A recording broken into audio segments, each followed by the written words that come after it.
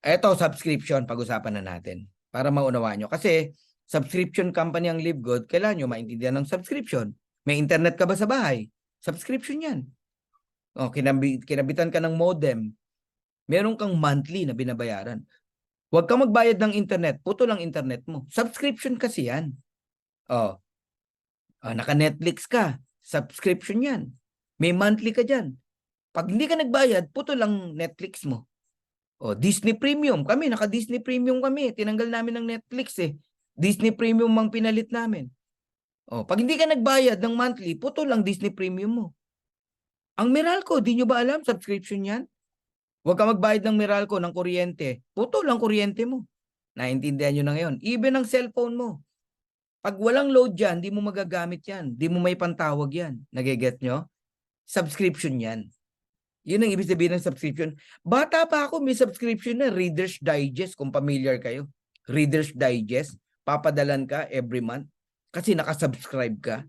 Oh, nagigets nyo na. Okay. Ngayon, pag-usapan natin yung mga kumpanya na yumaman dahil sa subscription. Ito ang Zoom. Itong ginagalawa natin, Zoom to eh. Nagbabayad tayo $10 every month. Dati. Ngayon, hindi na. Kulang-kulang $100 na binabayad natin dito. Kaya kaya natin mag 1,000 eh, na participants eh. Alam nyo ba, kahit $10 lang binabayad ng mga tao sa Zoom, $15, $20, $50, tignan mo magkano earnings in 1 year. Ang revenue nila, 2.65 billion US dollars. Noong 2022, 4.1 billion US dollars. Maganda bang negosyo ang subscription? Yes. Lahat ng kumpanya na engage sa subscription, panalo yan. Pati mga fitness gym, mga gym, subscription yan. Alam mo, Anytime Fitness. Every month, nagbabayad ka ng 2,800, 2,700. Or else, hindi mo magagamit yung facilities. Kahit binigyan ka ng ID, pag di ka nagbayad, di ka makapasok. Nagigets nyo na. Oh, masarap na example si Netflix kasi yan ang future ng LiveGood. Ganyan karami, 230 million subscriber. Isipin mo pag ganyan na karami ang subscriber ng LiveGood. Eh ngayon pa nga lang, may mga kumikita na. Ang Netflix nagsimula, konti lang din ang nakasubscribe. Now, ano ba tong Netflix? Ano ang service na binibigay? Entertainment. Nanonood ka lang dyan. Nagluluha na yung mata mo, ayaw mo pang tumigil kasi series yung pinapanood mo. Correct? Yung iba nga, paulit-ulit na lang yung palabas dyan. Bayad ka ng bayad dyan every month. May income? Walang income. Pero okay lang sa'yo. Isipin mo, walang income, okay lang sa'yo. Bayad ka ng bayad. Kasi na-entertain ka, yun lang. Oh, tapos sa LiveGood ngayon, nanghihinayang ka. Bakit? Kasi di mo naintindihan kung ano talaga essence ng membership. Ang unang benepisyo mo as a member ng LiveGood, organic products, bumili ka, gumamit ka, nabibili mo ng napakababang halaga, factory price. Halimbawa itong essential oil, magkano natipid natin? Lumalabas to 1+5. Isa lang yung binayaran mo, libre yung 5. Oh, sipin mo yun? Oh, yun yung essence ng club membership. Oh, ang maganda lang sa LiveGood, may income. Sa Netflix, may income ba? Wala. Sa Zoom, mayroon ba? Wala. Sa Anytime Fitness Gym, may income ba? Wala. Sa Pico de Loro, sa Tagaytay Highland, may income ba? Wala. Dito may income ka. Now, tignan nyo income ng Netflix. Kahit sabi mong $9.95 lang ang binabayaran ng mga tao kay Netflix. 29.52 billion noong 2021 US dollars.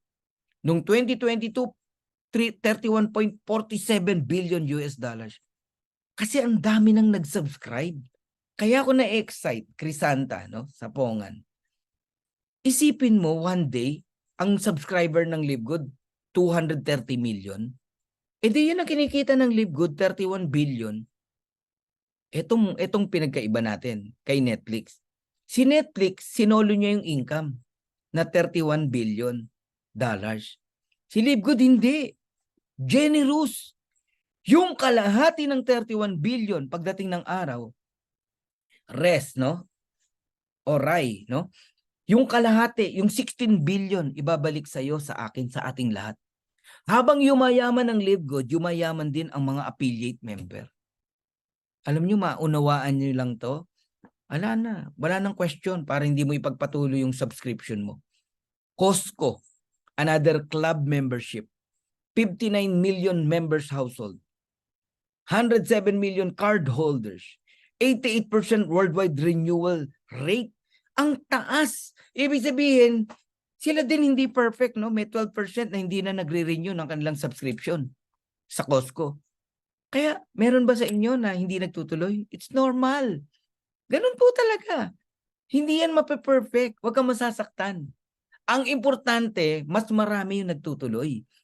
88% worldwide renewal rate. Sipin mo. Magkano kinikita ng Costco? 3.5 billion US dollars sa membership pa lang. Yung kita sa products, yung mga mag-grocery dyan, napakarami.